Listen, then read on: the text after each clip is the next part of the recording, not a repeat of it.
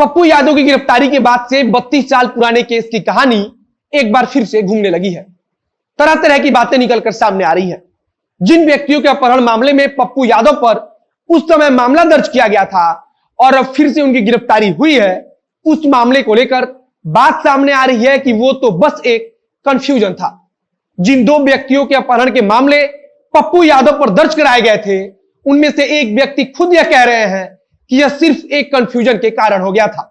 यहां तक कि पप्पू यादव जिसके अपहरण मामले में जेल गए हैं, उनकी बेटी की शादी में इसी साल बतौर चीफ गेस्ट भी शामिल हुए थे। यह सब कुछ अब एक एक करके सामने आ रहा है। तो वहीं राजद पप्पू यादव को भारतीय जनता पार्टी का ही एक सिपाही बता रहा है। राजद के अनुसार पप्पू यादव को आगे कर सरकार गंगा में बह रही सैकड़ों लाशों के मामले को छुपाना चाहती है।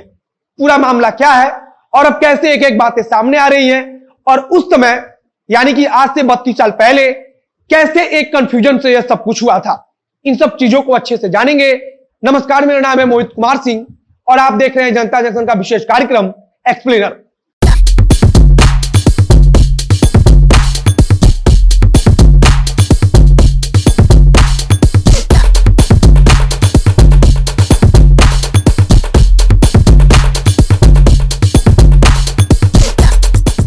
पूरी कहानी को समझने के लिए हमें 1989 में जाना पड़ेगा।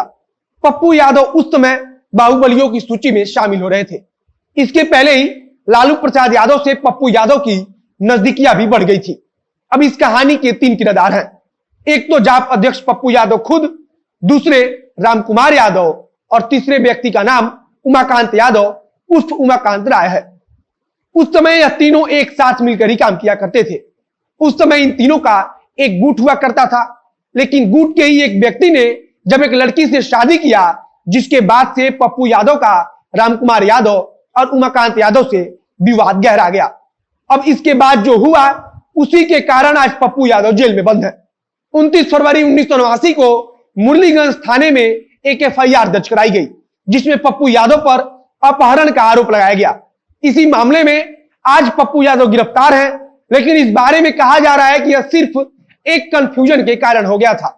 रामकुमार यादव जो उस समय पप्पू यादव के साथ ही रहते थे, उन्होंने खुद कहा है कि यह मामला अपहरण जैसा कुछ था ही नहीं, बल्कि यह सिर्फ एक छोटे से कंफ्यूजन के कारण हो गया। दैनिक भास्कर ने लिखा है कि रामकुमार यादव के अनुसार जिस दिन अपहरण की बात कही जाती है, उस दिन पप्पू यादव की गाड़ी में बैठकर रामकुमार यादव और उमाकांत यादव कहीं गए थे।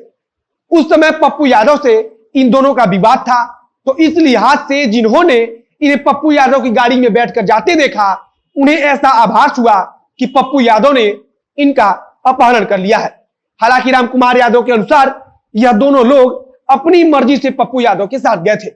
इसी कहानी को बताते हुए आगे उन्होंने बताया कि पप्पू यादव के पास से वे लोग मधेपुरा निकल गए। इनके ऊपर यानी कि रामकुमार यादव और उमाकांत यादव पर उस समय भी पुलिस में मामला दर्ज था और उसी एक केस में पुलिस ने उन्हें गिरफ्तार कर लिया। अभी छोटे से कंफ्यूजन के कारण परिजनों को लगा कि पप्पू यादव ने इन दोनों का अपहरण कर लिया है और फिर इसी शक के आधार पर उनके द्वारा मुरलीगंज थाना में शिकायत दर्ज करा दी गई। मामला दर्ज कराने वाले रामकुमार यादव के चचेरे भाई शैलेंद्र यादव थे।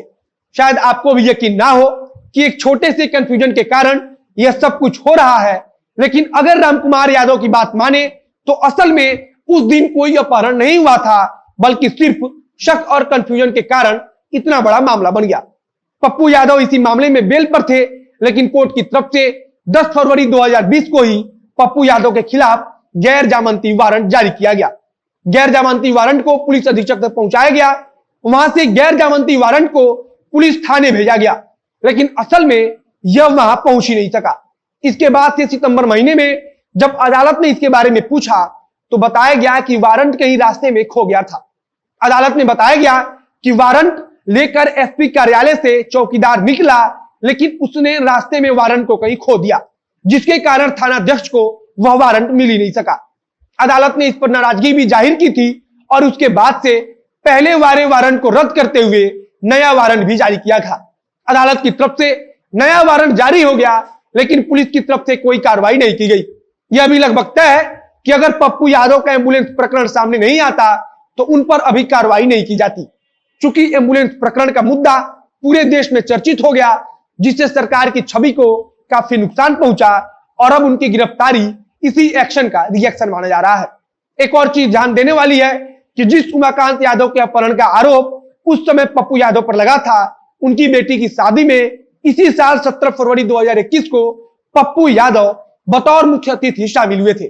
उम्मीद है कि अब आपको पूरा मामला समझ में आ गया होगा। वीडियो अच्छा लगा तो शेयर कीजिए, फेसबुक पर देख रहे हैं तो पेज को लाइक कीजिए, यूट्यूब पर देख रहे हैं चैनल को सब्सक्राइब कीजिए।